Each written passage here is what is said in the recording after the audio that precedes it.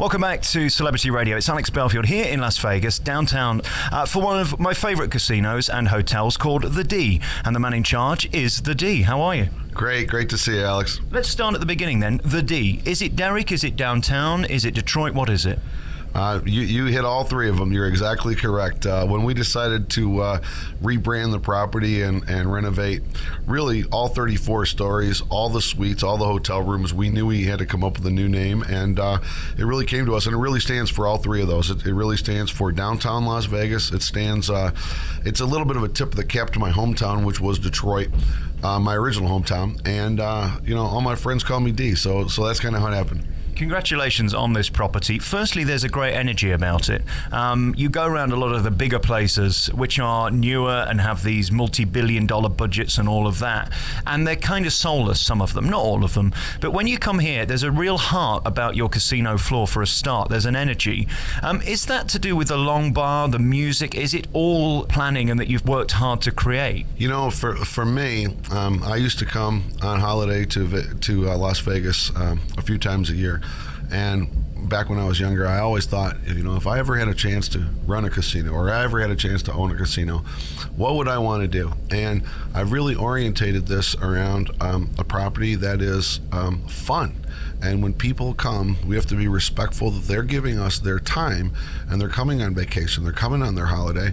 And I just want to provide an experience where they walk out and they say, I had the greatest time of my life and I can't wait to come back. Your rooms are spectacular. I mean, they're far bigger than anything you're going to get uptown, certainly for the same money. That's what's great about here. You're offering the same quality of experience, but at a much lower rate. Therefore, why not stay here? I can't think of a reason why. You've got Fremont next door, so you've got all that entertainment. There are great links if people do want to go and see Cirque du Soleil or whatever. But if you want to stay here, you provide 3 shows a day. You've got the afternoon at 4 o'clock. You've got Frankie in the evening. I mean, you make sure that you've got both options. You can either stay here and never leave, or if you want to go uptown, you can do that too. Yeah, I mean, we really tried to create something where there's an awful lot to do here, but there's an awful lot of flexibility as well. Like you said, Fremont Street alone, it has free entertainment 7 nights a week. We've got the new Slotzilla zip line. And then on property, we have all types of shows in our showrooms. Keeps everybody busy. I think you've got to be grown up about it as well and accept that people who come to Las Vegas are going to travel. They're not just going to stay where you are. And I know they go to great lengths to make sure people can get from one place to the next easily. There are buses regularly and things like that. It's naive to think that people are not going to travel in this town. They're coming here perhaps for 2 or 3 days and they're going to make the most of it, aren't they? Yeah, absolutely. And as long as we have great venues, we figure people will spend some time here. But that's the great thing in Las Vegas. There's so many great things to do.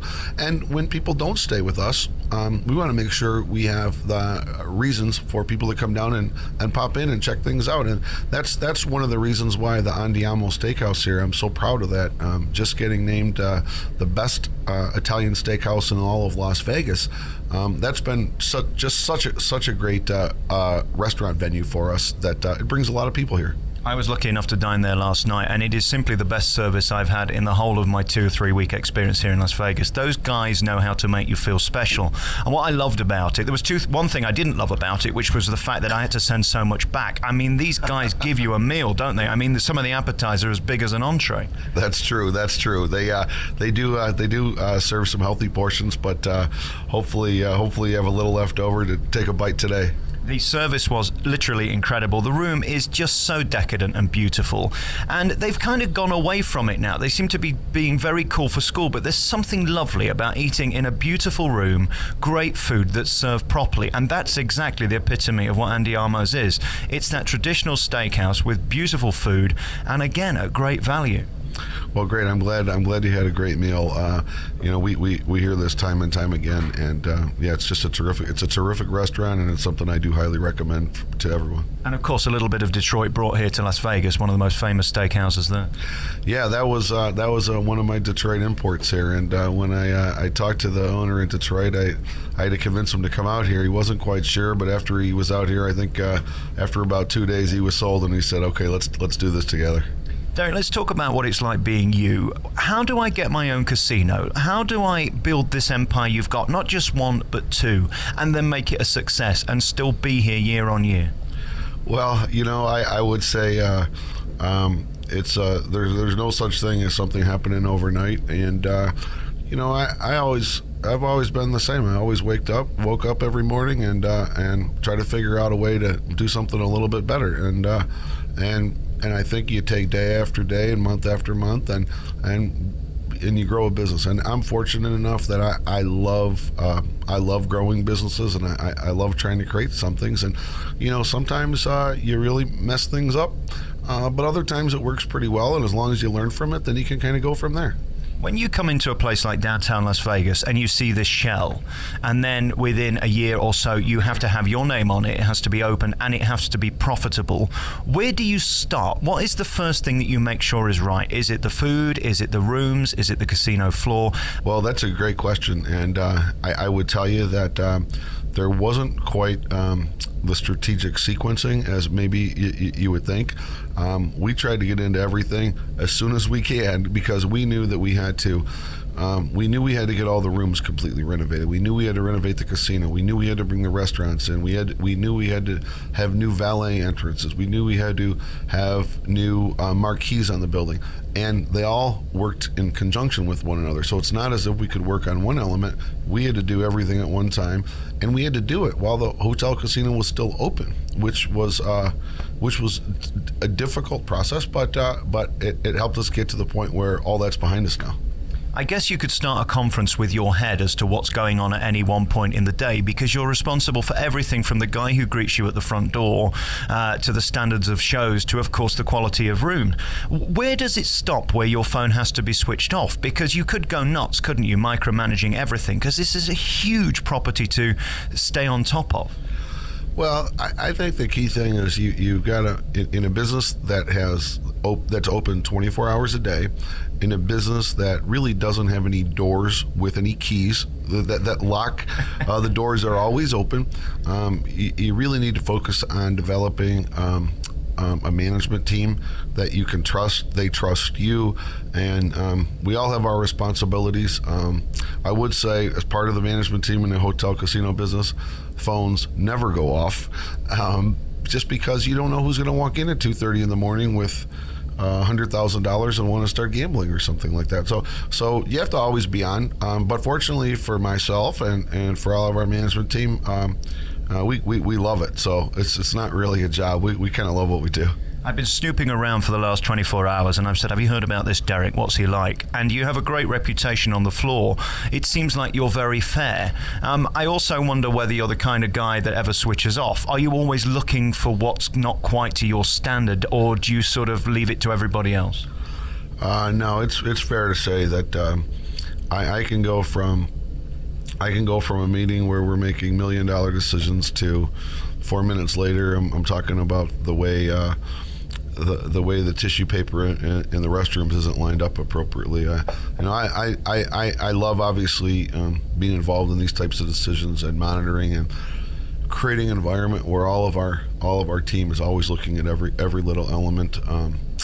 For me, like I said, I'm very blessed in the fact that I love doing this. So it's really not a job. It's I feel good about being able to straighten something out in a restroom or on a casino floor, because I feel like, okay, we just got a little bit better, and I feel good about that.